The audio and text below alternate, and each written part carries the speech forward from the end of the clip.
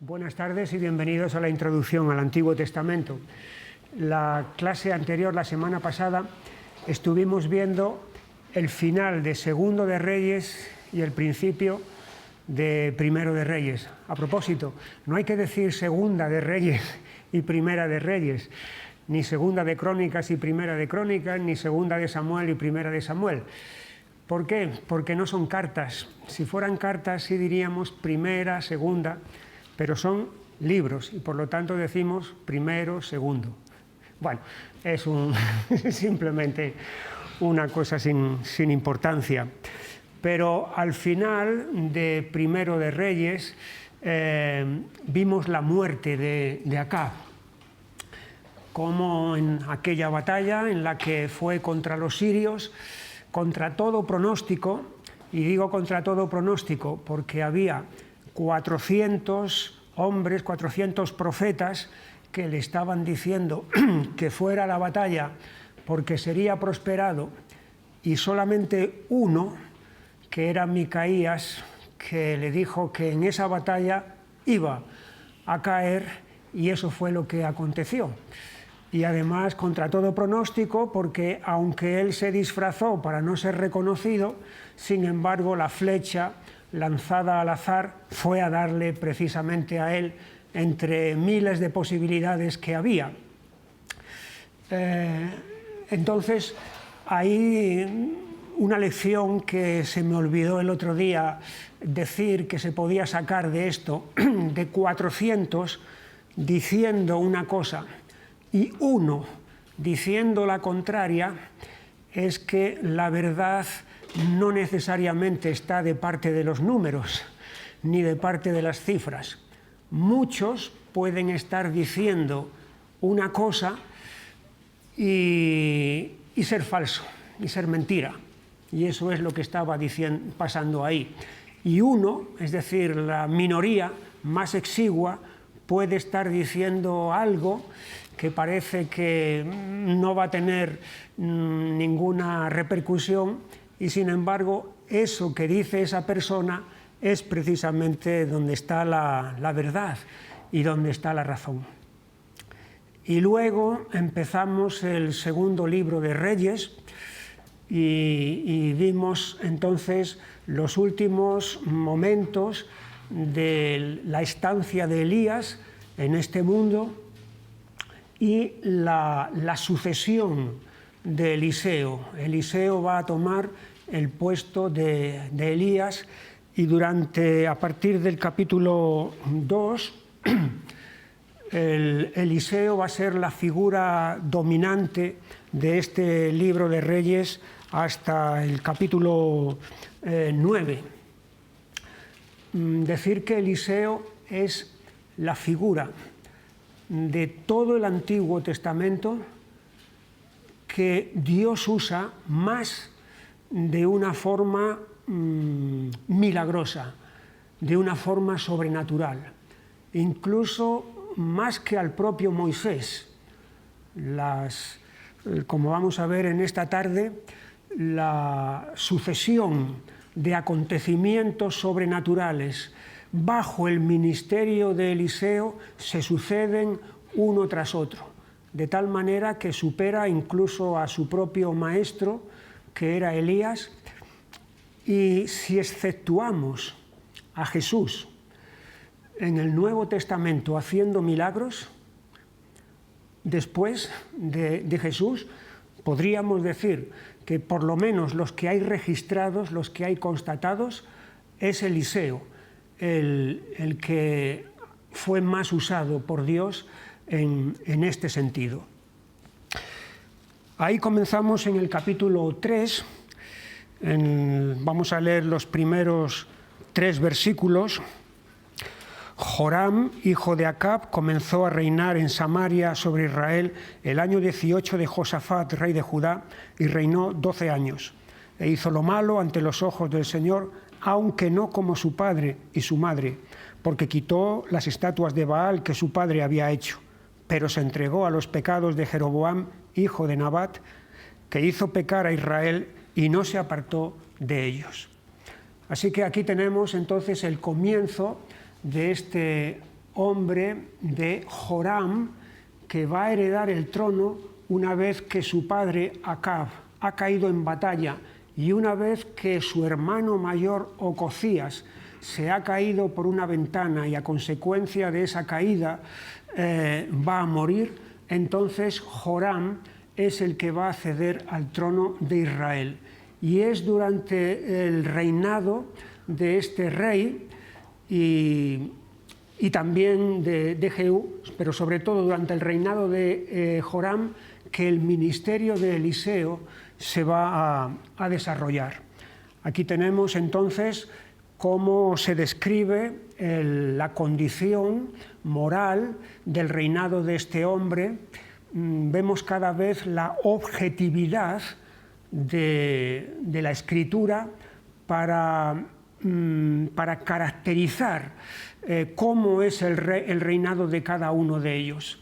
Aunque su padre Acab fue malvado en extremo y su madre Jezabel todavía mucho más, sin embargo, en Joram se aprecia que el nivel de maldad no es tan grande como el de sus padres, porque quitó todas las estatuas de Baal que ellos habían hecho, pero sin embargo va a continuar en los pecados de Jeroboam, que eso todas las dinastías del reino del norte lo van a seguir. Entonces, aquí tenemos, después de este pequeño resumen de lo que consiste el reinado de Joram, tenemos aquí la batalla en la que Joram va a pelear contra los moabitas. Y lo tenemos allí en el versículo 4. Entonces Mesa, rey de Moab, era propietario de ganados y pagaba al rey de Israel 100.000 corderos y 100.000 carneros con sus vellones. Pero muerto Acab, el rey de Moab se rebeló contra el rey de Israel. Salió entonces de Samaria el rey Joram y pasó revista a todo Israel. Y fue y envió a decir a Josafat, rey de Judá: el rey de Moab se ha rebelado contra mí. ¿Irás tú conmigo a la guerra contra Moab? Y él respondió: iré, porque yo soy como tú, mi pueblo como tu pueblo, y mis caballos como los tuyos. Y aquí de nuevo tenemos a Josafat, que como dijimos, era consuegro de Acab, y por lo tanto la nuera de Josafat es hermana de Joram. Aquí de nuevo tenemos cómo los vínculos familiares de Josafat, por los cuales quedó atado con Acab en aquella loca aventura de ir a pelear contra los sirios, en la cual sucedió la muerte de Acab y en la cual también Josafat estuvo a punto de perder la vida, solamente que cuando gritó, entonces los soldados sirios reconocieron que era Josafat y no Acab, y por eso salvó la vida. Y decíamos cómo las amistades peligrosas llevan a aventuras peligrosas.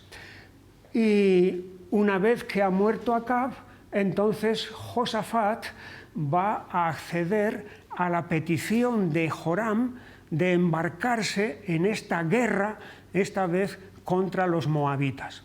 Y es interesante que las palabras que emplea fueron las mismas que empleó con Acab. Yo soy como tú, mi pueblo como el tuyo y mis caballos como tus caballos. Es decir, es como si no se hubiera aprendido la lección.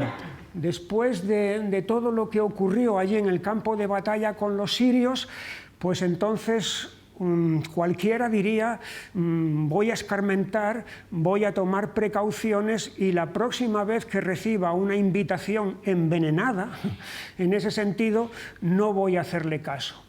Pero Josafat está atado, por así decirlo, por esos vínculos familiares, por esos compromisos familiares, y entonces se embarca también en esta guerra con Joram, esta vez contra los moabitas.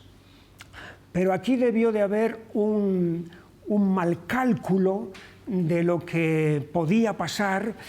Pudo haber también un apresuramiento por parte de Joram en ir a esta batalla, porque cuando los ejércitos se pusieron en marcha, resultó que después de 7 días no había agua, ni para los soldados, ni tampoco para los caballos y para las bestias.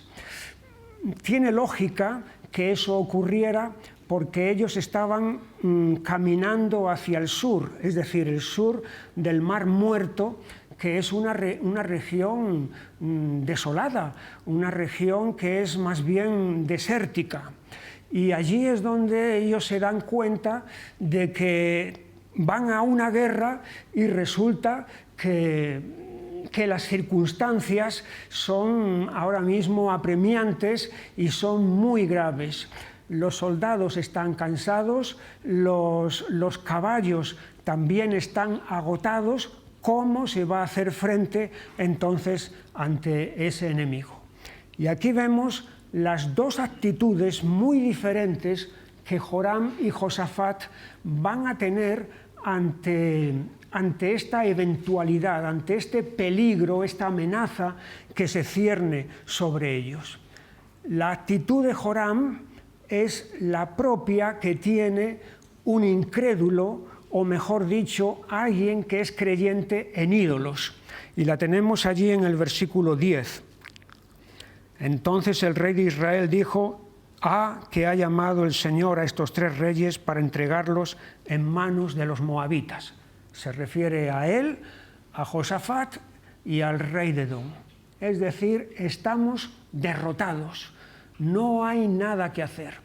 O sea, es una actitud de desesperación, es una actitud de derrotismo.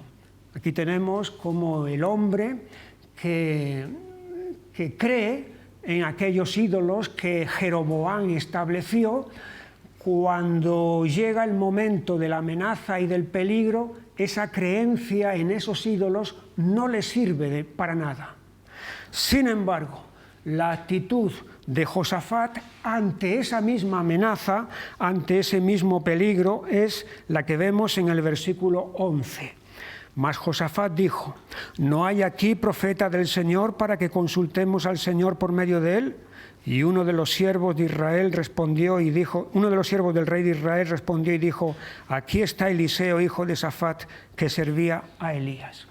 Así que la actitud de Josafat, lejos de ser la de derrotismo y desesperación de Joram, es la de buscar a Dios en medio de esta situación comprometida.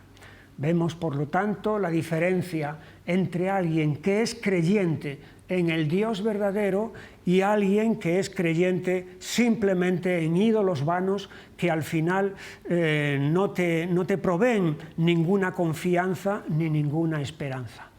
Y allí es cuando se consulta a Eliseo, y entonces Eliseo va a hacer el anuncio de que no solamente va a haber agua para los soldados y va a haber agua para los caballos, sino que también va a haber victoria sobre el enemigo, sobre los de Moab. El anuncio lo tenemos ahí en el versículo 16, quien dijo, o sea, Eliseo: así ha dicho el Señor, haced en este valle muchos estanques, porque el Señor ha dicho así: no veréis viento, ni veréis lluvia, pero este valle será lleno de agua, y beberéis vosotros y vuestras bestias y vuestros ganados. Y esto es cosa ligera en los ojos del Señor. Entregará también a los moabitas en vuestras manos. Así que el anuncio de Eliseo, la palabra profética que da, es de que en ese lugar que es estéril, que es desierto, va a haber agua. Y no solamente eso, sino que también va a haber victoria. Se trata de una promesa imposible de ser cumplida si nos atenemos a lo que se ve, al lugar donde están. Si no hay lluvia y no hay viento, no hay agua. Si no hay lluvia, evidentemente no hay agua. Si hubiera viento, ese viento podría traer nubes y esas nubes podrían traer agua. Pero el caso es que tampoco hay viento. Por lo tanto, ¿de dónde puede venir el agua si no hay ni lluvia ni viento? Así que estamos aquí ante una promesa que parece humanamente imposible de ser cumplida. Pero fijaros que llama la atención lo que dice Eliseo en el versículo 16: haced en este valle muchos estanques. O sea, la orden es creer la palabra de Dios que parece imposible y creerla de tal manera que se lleve en obediencia a la práctica. ¿Cómo? Construyendo todos esos estanques. Todavía no hay agua por ningún lado, no hay lluvia por ningún lado, no hay viento por ningún lado, pero ellos tienen que construir esos estanques. Estamos aquí ante un principio de fe. Un principio de fe que no solamente funciona en este caso, sino que es un principio de fe que funciona en todos los demás casos. Ante una palabra que parece imposible por parte de Dios de ser cumplida, los receptores de esa promesa, de esa palabra, deben de creerla y deben de actuar en consecuencia.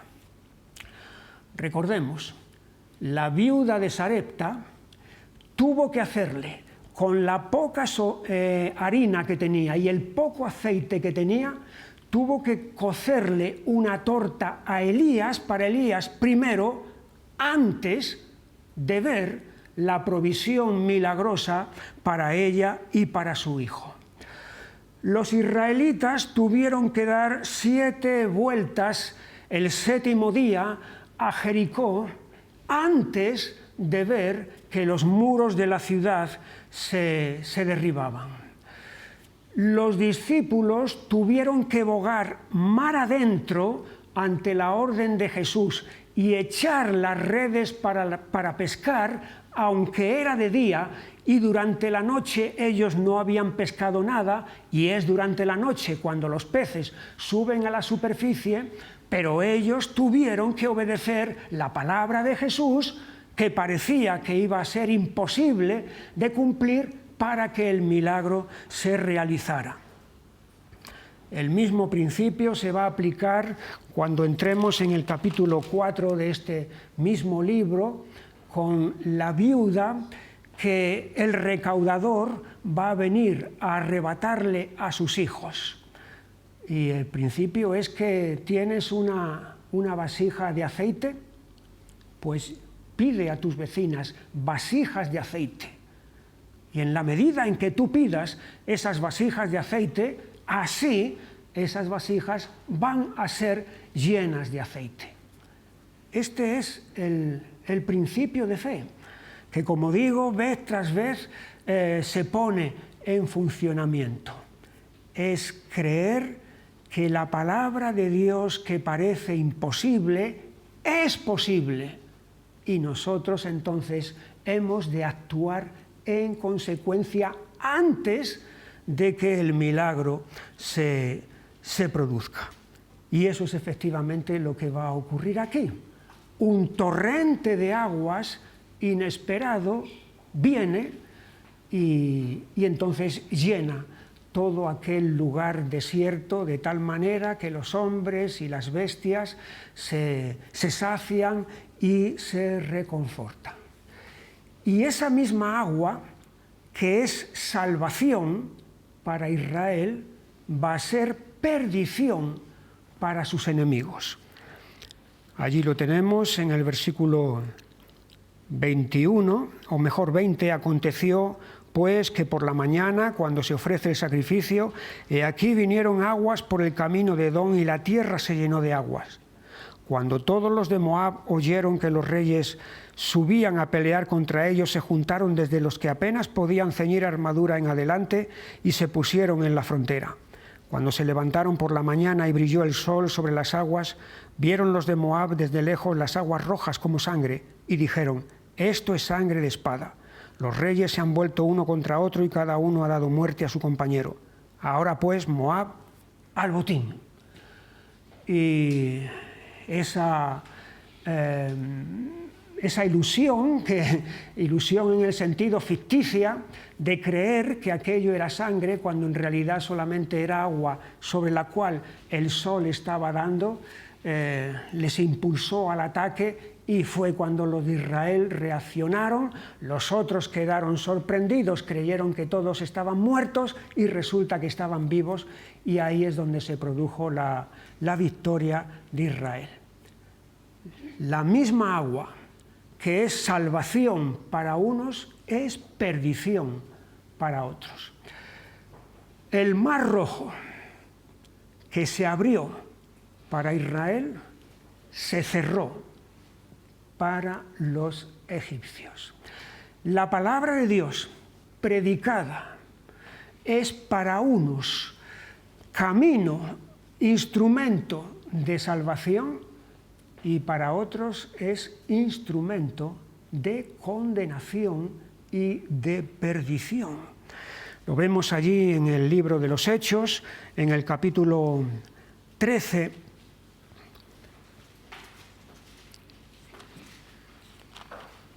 y versículo 45.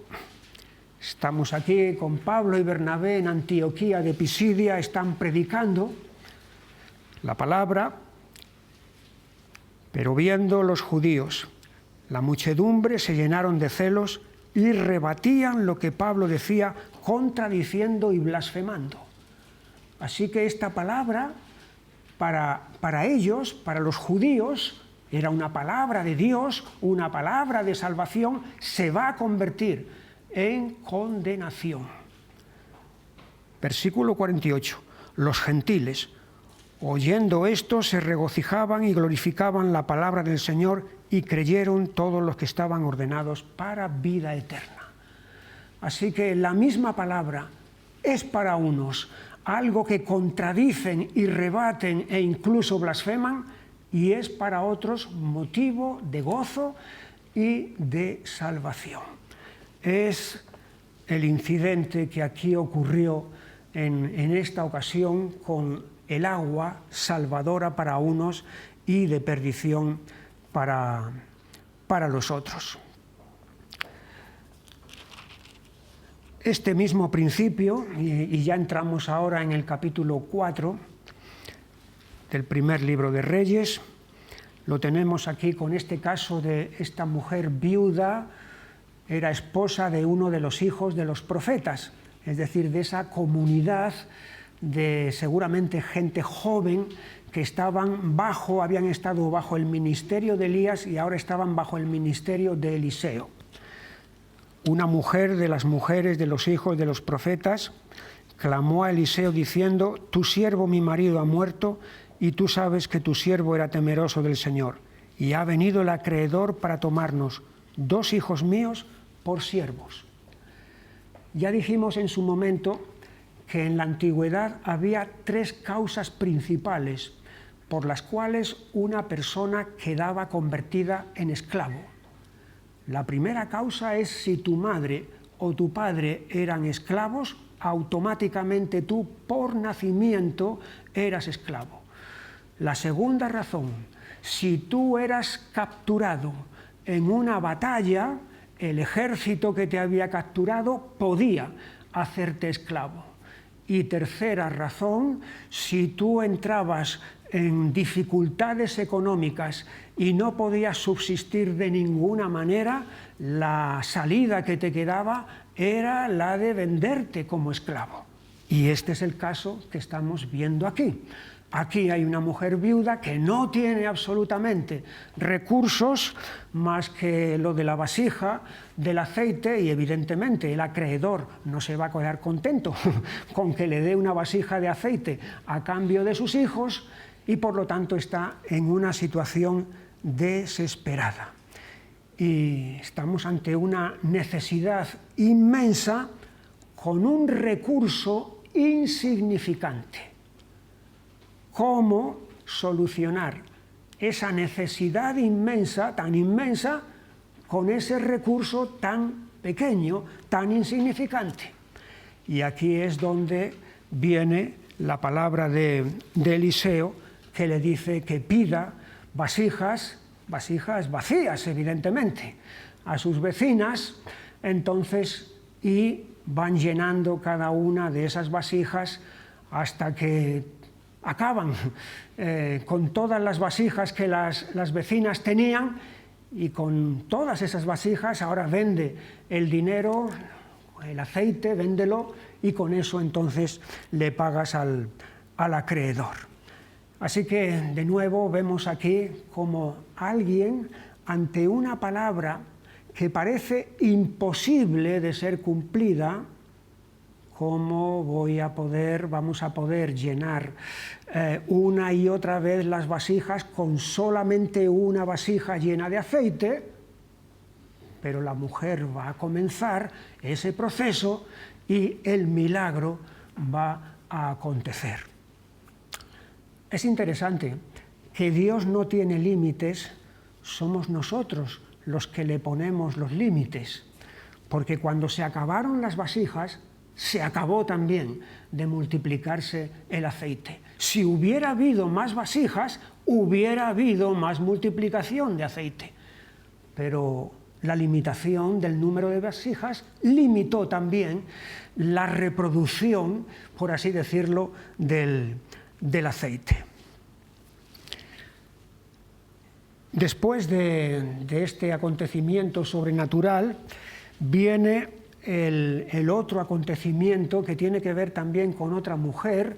Esta mujer está casada, es una mujer de Sunem, en la cual en su casa Eliseo pasa por allí con cierta frecuencia, y la mujer le dice a su marido de hacerle a Eliseo un aposento para que el profeta se quede allí. Y entonces Eliseo, en agradecimiento, quiere hacerle algún beneficio a esta mujer, y le pregunta a su criado, a Giezi, qué es lo que podrían hacer por ella. Y el criado le dice: esta mujer no tiene hijos, y su marido es viejo ya. Es muy probable que estemos aquí ante un caso de esterilidad por parte de esta mujer, que seguramente llevan mucho tiempo casados y no han podido tener hijos. Y ahí es donde viene la palabra profética de Eliseo. En el versículo 16, él le dijo: el año que viene por este tiempo abrazarás un hijo. Y ella dijo: no, Señor mío, varón de Dios, no hagas burla de tu sierva. Aquí tenemos entonces que es muy posible que esta mujer fuera estéril, porque si no lo fuera, entonces ella no hubiera dicho esta palabra a Eliseo: no te rías de mí. Porque si hubiera posibilidades, pues entonces cabría que lo que Eliseo le está diciendo entre dentro de sus cálculos. Pero si no hay posibilidades, entonces le parece que lo que Eliseo le está diciendo es algo que se está burlando de ella.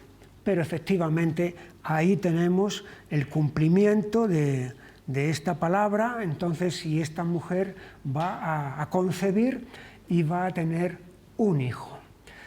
Cuando ese hijo crezca y vaya con su padre, con los segadores al campo, va a darle una insolación.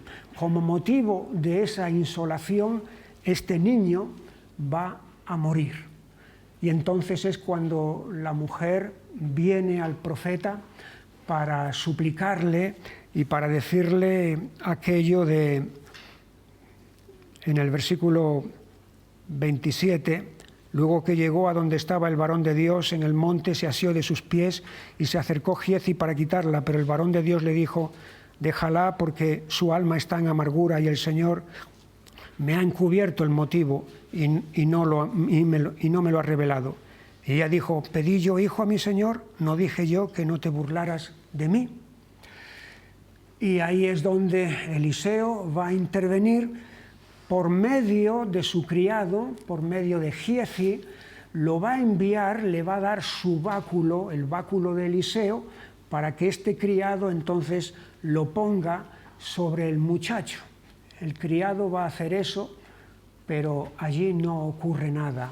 El muchacho sigue muerto, aunque el báculo de Eliseo ha sido puesto sobre él. De tal manera que tiene que ir Eliseo personalmente y tumbándose sobre el muchacho, entonces le va a dar la vida.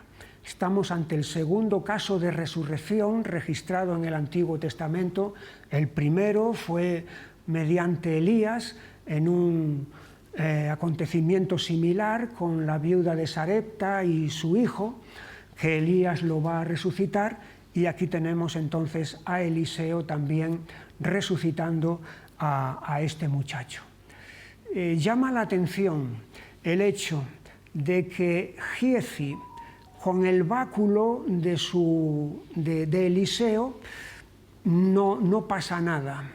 Y sin embargo, Eliseo, yendo personalmente, es cuando ocurre el milagro. Giezi es el hombre que está desprovisto de realidad espiritual. Aunque tiene un símbolo espiritual, un símbolo físico externo, sin embargo está carente de esa realidad espiritual que sí tiene Eliseo. Y por lo tanto ahí está la diferencia entre uno y otro. Aquí tenemos una lección muy importante. Es posible estar cerca de alguien que está cerca de Dios y sin embargo estar alejado de Dios. Giezi está cerca de Eliseo, que está cerca de Dios, pero Giezi mismo está alejado de Dios. Es lo mismo que ocurrió con la mujer de Job. Las palabras de la mujer de Job es: aún retienes tu integridad, maldice a Dios y muérete. Ahí tenemos a esta mujer que está cerca de su marido, que su marido está cerca de Dios, y sin embargo esa mujer está lejos de Dios. Alguien puede estar muy cerca de otro que está cerca de Dios y sin embargo él mismo estar lejos de Dios. Judas estaba cerca de Jesús, quien obviamente estaba muy cerca de Dios, y sin embargo Judas, aunque estaba cerca de Jesús, estaba lejos totalmente de Dios. Es una lección que tenemos que tener en cuenta, aplicarnos. No vaya a ser que nos conformemos con decir, bueno, yo soy amigo de, o yo soy hijo de, o soy hermano de, o padre de, o lo que sea, pensando que con esa relación entonces está ya todo arreglado en cuanto a Dios. Cuidado, no tengamos falsas confianzas, no vaya a ser que nos ocurra lo que a este hombre Giezi, que a pesar de tener el símbolo externo, sin embargo estaba carente de la realidad espiritual interna y por lo tanto todo lo que hizo no sirvió para nada. Allí tenemos la continuidad de los milagros de Eliseo al final del capítulo 4. Como estamos viendo, es uno tras otro, es una circunstancia tras otra. Lo mismo es ante una batalla que en una situación doméstica, casera, ante una situación donde hay mucha gente, como ante una situación en la que es un individuo nada más el que va a ser beneficiado. Y aquí tenemos en capítulo 4, los versículos 38 al 44, dos ocasiones en las que Eliseo vuelve a intervenir, esta vez a favor de los hijos de los profetas. La primera ocasión es porque hay un recurso malo que es cambiado en bueno. El recurso malo es que alguien ha traído, y estamos en una época de hambre, como dice en el versículo 38, entonces Eliseo volvió a Gilgal cuando había una gran hambre en la tierra. Gran hambre. Alguien de los hijos de los profetas ha ido al campo a ver qué encuentra para comer y trae unas calabazas silvestres. Las cocina y resulta que esas calabazas silvestres hay una contaminación, hay un contagio, hay algo que está mal y por lo tanto aquella comida es incomible, es una comida mortífera. Es aquí entonces donde por la palabra de Eliseo eso va a cambiarse. Traed harina, la esparció sobre la comida y aquello que antes no se podía comer, ahora se puede comer. Un recurso malo cambiado en bueno. Y un recurso escaso, en otra ocasión, alguien viene, en el versículo 42, vino entonces un hombre de Baal Salisa, el cual trajo al varón de Dios panes de primicia, 20 panes de cebada y trigo nuevo en su espiga. Y él dijo, da a la gente para que coma. Pero resulta que allí hay un centenar de personas, 100 personas. 20 panes de cebada es un recurso escaso para alimentar a toda aquella gente. Pues ese recurso escaso es cambiado en un recurso abundante, de tal manera que se produce una multiplicación de los panes. ¿Nos suena esto, verdad? Porque luego en el Nuevo Testamento Jesús va a transformar un recurso no ya escaso, escasísimo, porque son 5 panes y 2 peces, para miles de personas, hay 5.000 varones allí sin contar las mujeres y los niños, y va a sobrar. Aquí tenemos entonces, por así decirlo, un anticipo de aquello que en el Nuevo Testamento Jesús va a realizar de una manera mucho mayor. Pero los milagros en el ministerio de Eliseo siguen aconteciendo. Y aquí llegamos entonces al capítulo 5 con el caso de Naamán.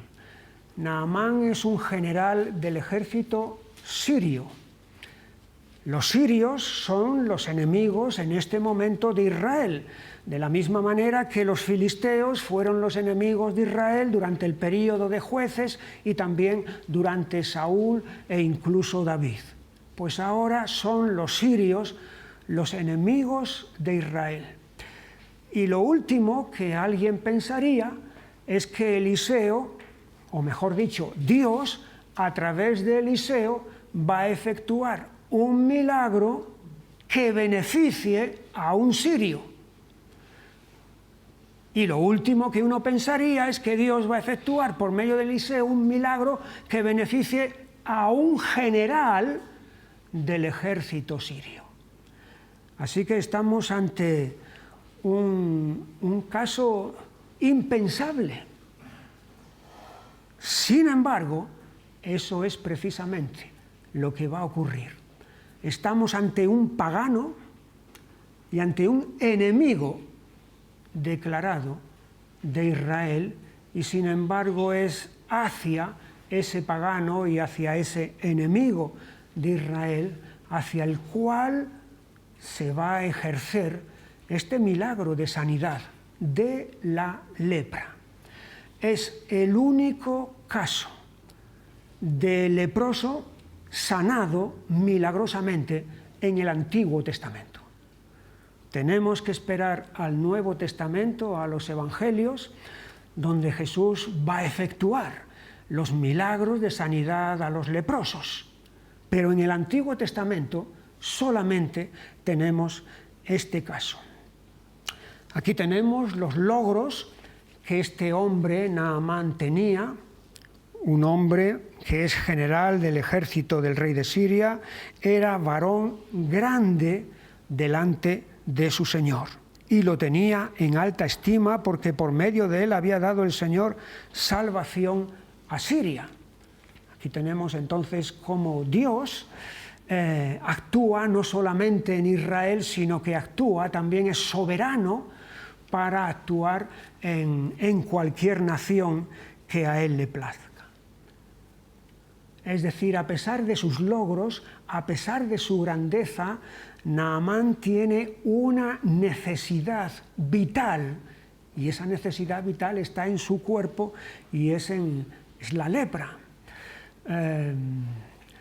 Que un pordiosero sea leproso, bueno, te puedes encoger de hombros y decir, pobrecillo, pero que alguien tan importante, tan destacado, sea leproso, es algo que rebaja en absoluto la grandeza que él tiene.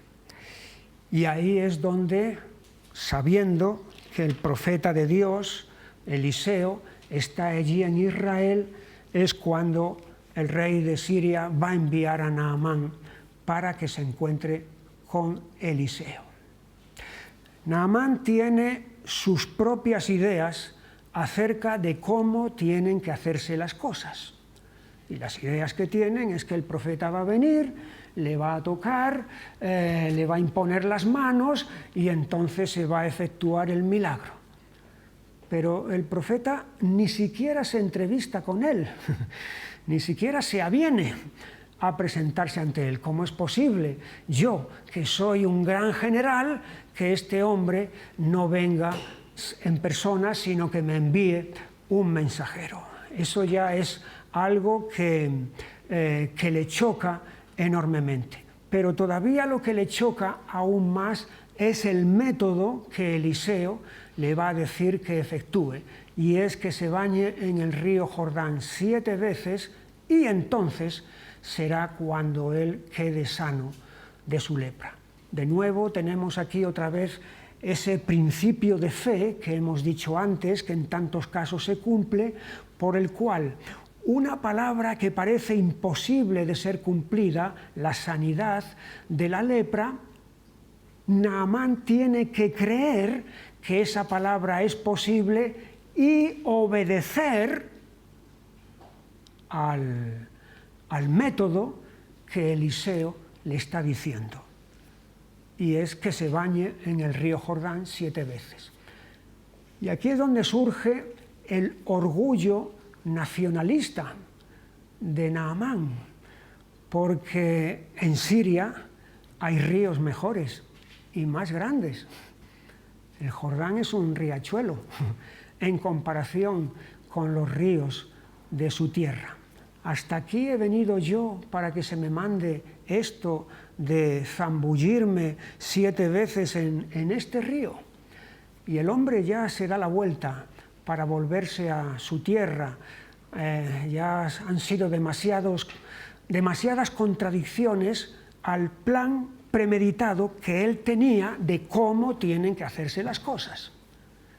Pero allí es donde vienen sus siervos, que con buen argumento y buenos razonamientos le dicen, bueno, si te hubieran mandado una cosa muy difícil, ¿no la harías? Pues, ¿cuánto más esto? Y ahí es donde Naamán entonces va a someterse y va a abandonar sus planes preconcebidos y se va a zambullir en el río Jordán y va a salir limpio, como la piel de un niño. Y como consecuencia de esto, él va a reconocer al Dios de Israel. Versículo 15. Y volvió el varón de Dios, él y toda su compañía, y se puso delante de él y dijo, he aquí ahora conozco que no hay Dios en toda la tierra sino en Israel. Fíjate, estamos aquí ante un pagano, acostumbrado a decir, nosotros los sirios tenemos nuestros dioses, los israelitas tienen el suyo, los egipcios tienen los suyos, los moabitas tienen los suyos, etc. Pero lo que Eliseo llega a la conclusión aquí es de la exclusividad absoluta del Dios de Israel. que no es solamente Dios en Israel, sino que es el Dios de toda la tierra, es el único Dios. Se trata de una confesión aquí del Dios único y verdadero, en labios de alguien que hasta este momento había sido un pagano. Y lo que a continuación le hace la petición a Eliseo, seguimos en el versículo 15, te ruego que recibas algún presente de tu siervo. Mas él dijo, vive el Señor, estamos en el versículo 16, en cuya presencia estoy, que no lo aceptaré. Y le instaba que aceptara alguna cosa, pero él no quiso. Entonces Naamán dijo, te ruego pues, de esta tierra no se dará a tu siervo la carga de un par de mulas, porque de aquí en adelante tu siervo no sacrificará holocausto, ni ofrecerá sacrificio a otros dioses, sino al Señor. Y lo que con esta petición está diciendo Eliseo, llevarme un poco de tierra de aquí de Israel a Siria, es que el Dios de Israel tiene una relación especial con esa tierra de Israel. Una relación especial que no tiene, que no es la misma con otras tierras. De ahí su deseo entonces de llevarse eso para sobre esa tierra ofrecer holocaustos y ofrecer sacrificios entonces a Dios. Es decir, darle culto a Dios. Lo que pasa es que Eliseo va a añadir algo.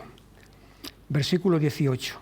En esto perdone el Señor a tu siervo, que cuando mi señor el rey entrar en el templo de Rimón para adorar en él y se apoyare sobre mi brazo, si yo también me inclinare en el templo de Rimón, cuando haga tal, el Señor perdone en esto a tu siervo. Es decir, él está en una posición muy prominente y entonces se ve comprometido en esa posición y lo que está pidiendo es que se le conceda la cesión de que cuando el rey se incline, pues entonces él también inclinarse ante el ídolo. Es decir, Naamán puede ser un héroe militar, y seguramente lo era, pero no es un héroe espiritual. Porque ante una situación comprometida, como la que está diciendo, él no quiere perder el favor de su amo, del rey. O sea, estamos aquí ante alguien que es muy diferente a Daniel. Daniel es promovido a puestos de responsabilidad muy, muy elevados. Sin embargo, Daniel tiene claro que cuando su fe puede quedar comprometida, él va a ser fiel a Dios. Él no va a negar en ninguna manera a Dios. No importa lo que puedan hacer con él los hombres. Y de hecho va a ser echado al foso de los leones precisamente por ser fiel hasta las últimas consecuencias a Dios. En Daniel tenemos el prototipo del hombre de fe íntegro hasta las últimas consecuencias. No es el caso de Naamán. Pero bueno, la verdad es que en Naamán ha habido un cambio y ha habido una transformación de lo que era, de lo que creía, a lo que ahora está creyendo. Y ahí tenemos de nuevo a Giezi, el criado de Eliseo, el hombre sin realidad espiritual que quiso poner el báculo, que puso el báculo sobre el muchacho y el muchacho no se levantó. Y aquí tenemos la ocasión en la que Giezi, viendo que Eliseo no ha aceptado ningún regalo de Naamán, dice, qué pérdida, voy a ir detrás de este sirio y le voy a decir que han llegado unas visitas y que necesitamos entonces una serie de recursos para salir del paso. Y va a recibir el regalo de Naamán que Eliseo había rechazado. Aquí tenemos a este hombre Giezi, el hombre que está cerca del hombre de Dios, pero que está lejos de Dios, de nuevo, sin ninguna realidad espiritual, no solamente sin ninguna realidad espiritual, sino un corazón apegado y centrado en lo material. ¿Qué podemos sacarle a este sirio? ¿Qué puedo aprovecharme de la ocasión, de la generosidad de este sirio? Eso es lo que importa. Aquí tenemos entonces lo que Pablo dijo a Timoteo, ¿no?, acerca del peligro del amor al dinero, que codiciando algunos fueron traspasados de muchos dolores y renunciaron a la fe por causa del materialismo. Y es lo que este hombre le va a pasar. La lepra de Naamán se le va a pegar a él. Seguimos con todo este relato de acontecimientos milagrosos bajo el ministerio de Eliseo, y así llegamos al capítulo 6 y versículo 1. Los hijos de los profetas dijeron a Eliseo: he aquí el lugar en que moramos contigo nos es estrecho. Y aquí tenemos entonces la insatisfacción de los jóvenes. Esto es muy natural, ¿verdad? Muy normal, que los jóvenes estén insatisfechos pues con las condiciones que hay, especialmente si esas condiciones son estrechas o escasas. Queremos cambiar, queremos algo más, queremos algo diferente. Y allí es donde está su alarde de suficiencia en el versículo 2. Vamos ahora al Jordán y tomemos de allí cada uno una viga y hagamos allí lugar en que habitemos. Y él dijo: andad, nosotros podemos. Estamos contigo aquí, pero no estamos contentos estando aquí. Nos trasladamos, nos vamos, vente con nosotros, que nosotros te vamos a preparar un lugar mejor y más grande. Es la suficiencia, entonces, de la juventud. Pero cuando están construyendo el lugar, resulta que el hacha con la que están cortando la madera se le cae, y se le cae al río. Versículo 5. Y aconteció que mientras uno derribaba un árbol, se le cayó el hacha en el agua y gritó diciendo: ah, Señor mío, era prestada. Así que aquí está la evidencia frente a su alarde de suficiencia, está la evidencia de su carencia y la confesión de la misma. Ni siquiera era nuestra, era prestada y la hemos perdido. Estamos ante un problema insoluble porque el hacha tiene hierro y el hierro entonces se ha hundido en el agua. El plan, ese plan tan bonito de decir nos cambiamos de aquí a allí, más grande, mejor, ha fracasado. Y allí es donde viene la solución por medio de Eliseo. Y la solución es que va a arrojar un palo y el hacha va a levantarse del agua y va a flotar. Aquí vemos varias veces el poder de Dios sobre la materia. El aceite se ha multiplicado. La lepra del cuerpo ha sido limpiada, ha sido sanada. El hacha, que pesa más que el agua, se ha levantado hasta la superficie del agua. Es una y otra vez el poder de Dios sobre la materia. Una forma en la que a Eliseo se le llama, por ejemplo aquí, en el versículo 5, en el versículo 6, el varón de Dios preguntó dónde cayó. Una forma que a Eliseo se le llama o se le denomina es varón de Dios. hasta 30 veces se le llama así a Eliseo. No es el único. A Moisés se le llama en alguna ocasión varón de Dios, a Samuel también en alguna ocasión, a David también en alguna ocasión y a Elías en varias ocasiones, pero a ninguno tantas veces como a Eliseo. Ya digo, hasta 30 veces varón de Dios. Seguramente estamos aquí ante la manera, la denominación más excelente que se le pueda decir a alguien en el Antiguo Testamento. Varón de Dios. En el Nuevo Testamento hay una denominación muy superior, que es la de hijo de Dios. Ser hijo de Dios, hijos de Dios. Eso es una categoría superior, pero eso está en el Nuevo Testamento. Pero en el Antiguo tenemos esta manera de referirse al profeta Eliseo. Unas veces son las mismas personas y otras veces es el propio escritor de este libro el que así una y otra vez le llama.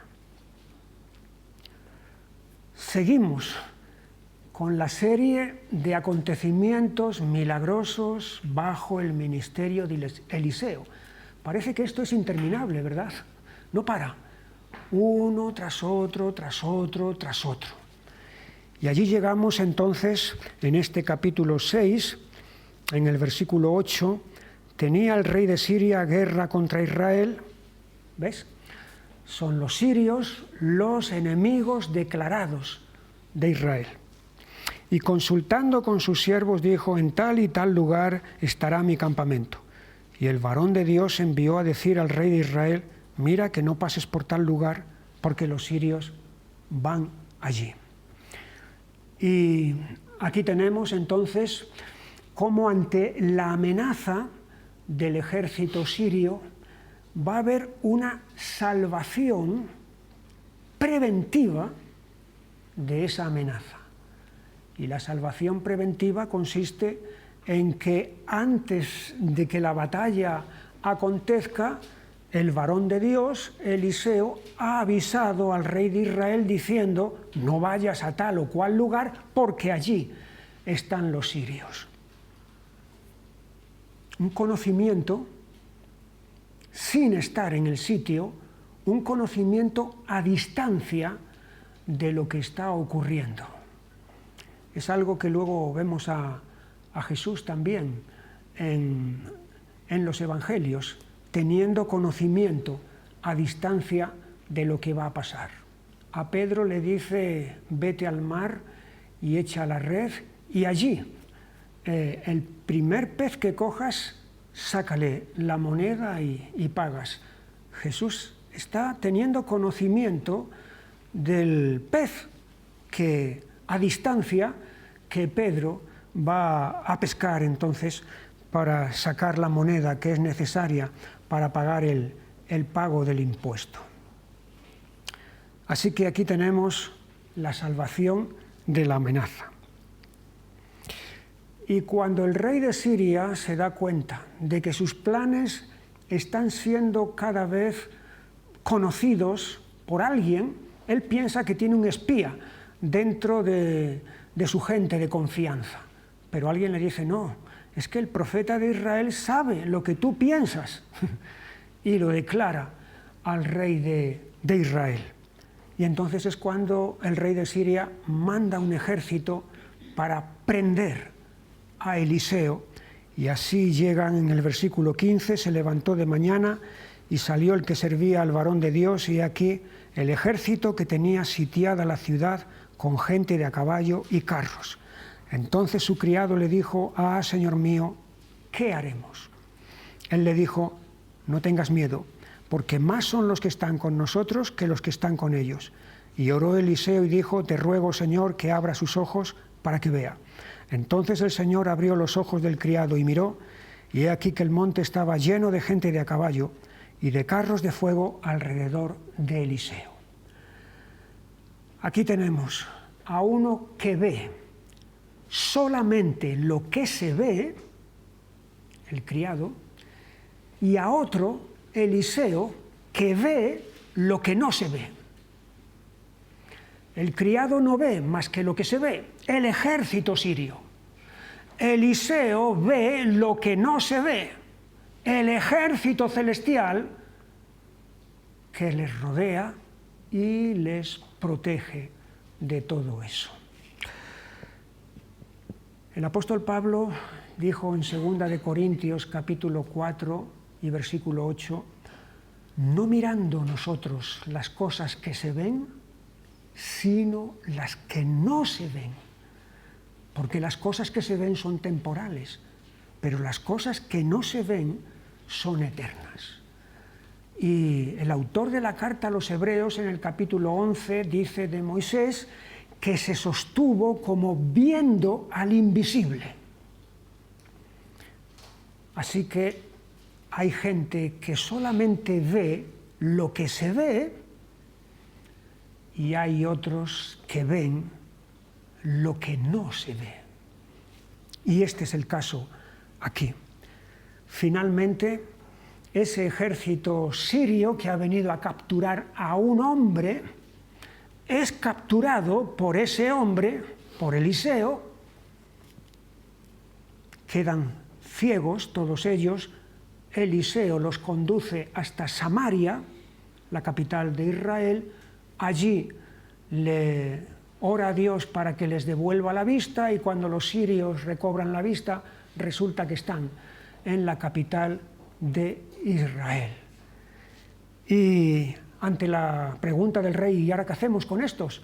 Eliseo les dice que los deje partir a todos en paz e incluso que les dé provisiones para el camino. Una salvación en la que una salvación de la amenaza, una salvación del peligro. Pero los sirios no cejan en su enemistad contra Israel y en el versículo 24, después de esto aconteció que Ben-Hadad, rey de Siria, reunió todo su ejército y subió y sitió a Samaria. Ahora los sirios han sitiado, mejor dicho, a Samaria. Y hubo gran hambre en Samaria a consecuencia de aquel sitio, tanto que la cabeza de un asno se vendía por 80 piezas de plata y la cuarta parte de un cab de estiércol de paloma por 5 piezas de plata. Es decir, estamos ante una situación desesperada. Es un asedio en el cual faltan los alimentos más primordiales. Y la carestía es enorme, hasta el punto de que una cabeza de asno, ¿qué se le puede sacar de provecho a una cabeza de asno? Si la mayor parte de eso son huesos, todo. Pues bien, tiene un precio elevadísimo y un cab son más o menos 2 kilos de estiércol de paloma por 5 piezas de plata. ¿Para qué sirve el estiércol de paloma? Se han dado varias soluciones, varias respuestas a esa pregunta. Una puede ser que fuera para combustible, para calentarse.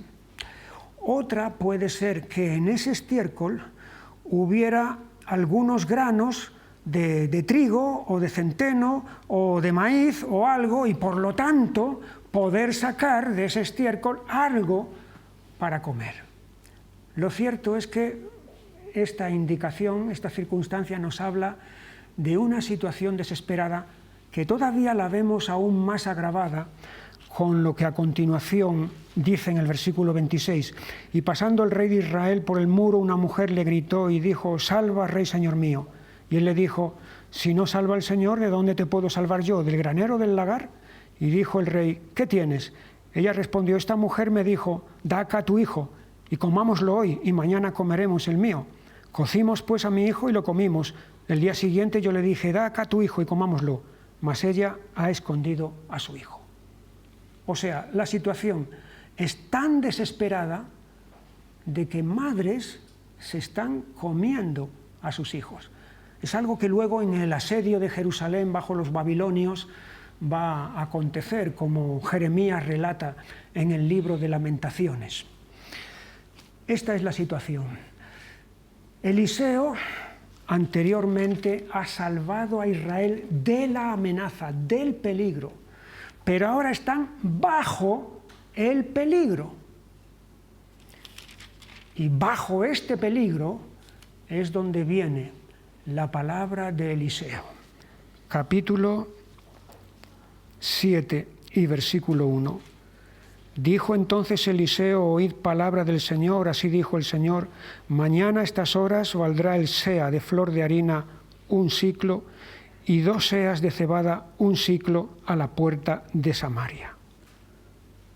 12 kilos de flor de harina 1 siclo y 12 kilos de cebada 1 siclo. Mañana. ¿Cómo se va a producir ese cambio? ¿De dónde va a venir esta provisión? ¿De dónde va a venir toda esta salvación? En cuestión de horas, que estamos pagando por la cabeza de un asno, por el estiércol de una paloma, y resulta que vamos a poder comprar trigo y vamos a poder comprar cebada. ¿De dónde? Y aquí de nuevo estamos ante los que solamente ven lo que se ve y el que ve lo que no se ve. Los que ven solamente lo que se ve es el rey de Israel, capítulo 6 y versículo 31. Cuando la mujer le dice eso, le di a mi hijo, nos lo comimos entre esta mujer y yo, y ahora su hijo no lo quiere dar. Entonces, versículo 31, él dijo: así me haga Dios y aún me añada, si la cabeza de Eliseo, hijo de Safat, queda sobre él hoy. ¿Por qué? Porque poco antes Eliseo, que tenía capturados a los sirios en Samaria, los ha dejado marcharse e incluso les ha dado provisiones. Y ahora son esos mismos sirios los que han puesto a Samaria en esta situación tan terrible. De ahí la palabra del rey de decir: hay que matar a Eliseo, él tiene la culpa de todo esto. El hombre que ve lo que solamente se ve y el hombre que ve lo que no se ve, que es Eliseo. Mañana a estas horas hay cebada y hay trigo para poder comprarlo de manera asequible. Y efectivamente, durante la noche, versículo 6 del capítulo 7,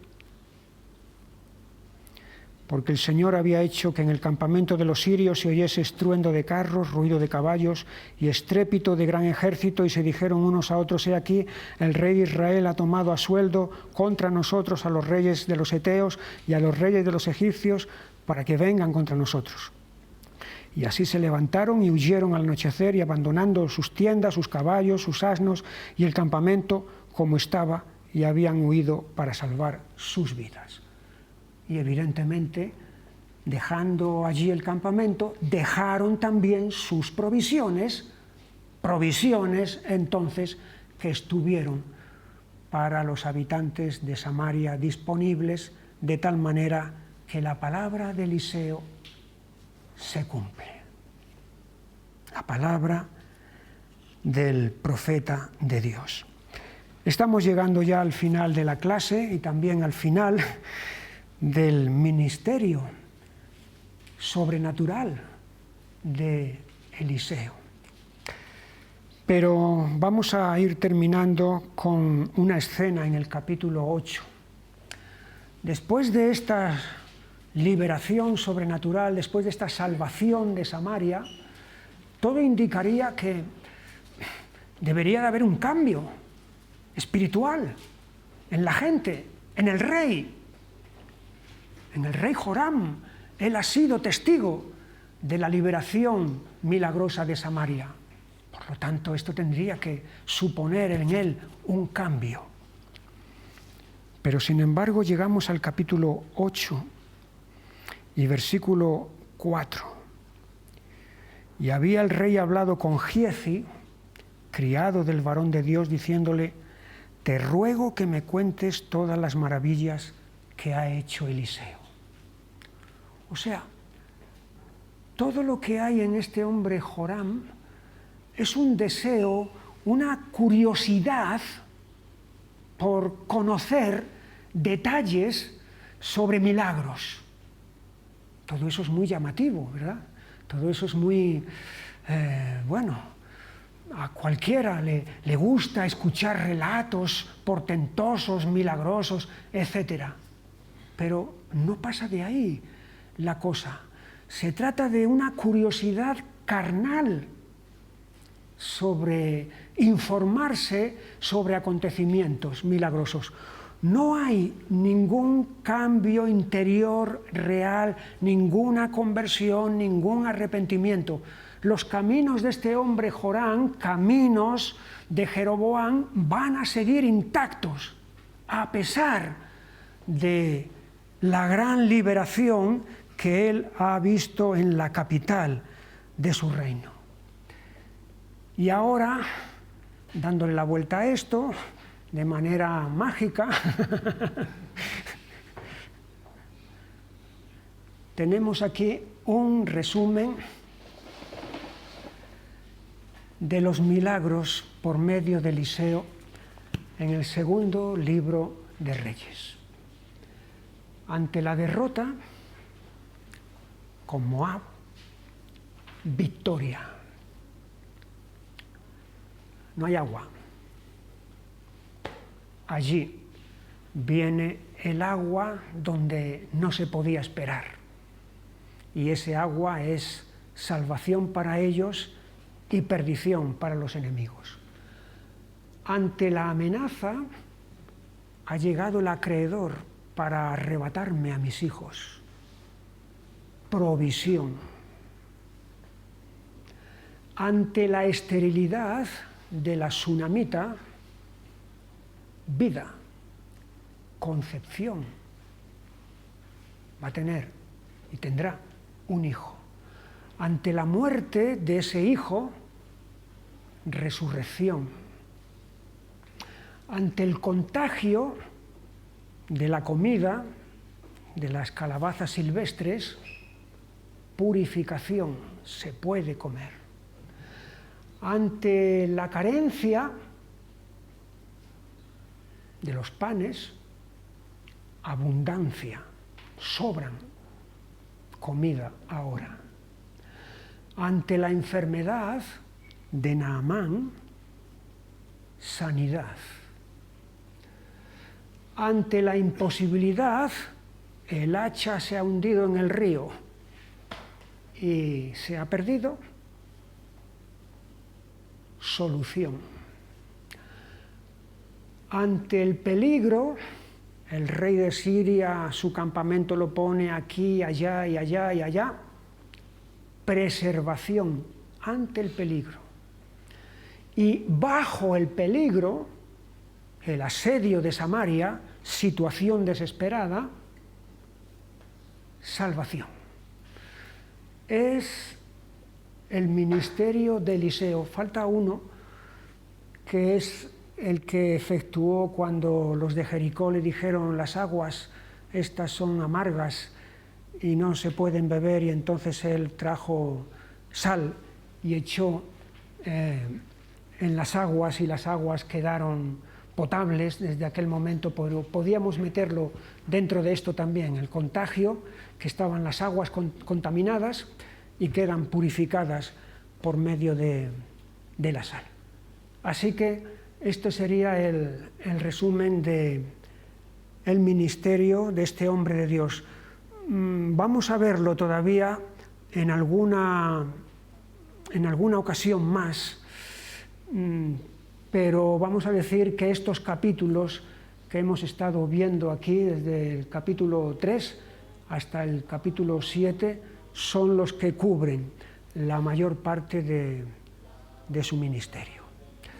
Lo dejamos aquí entonces La semana que viene no hay clase porque hay un encuentro de matrimonios, entonces no puede haber clase. Así que lo dejamos para dentro de 2 semanas, si Dios quiere. Que el Señor os bendiga y hasta entonces.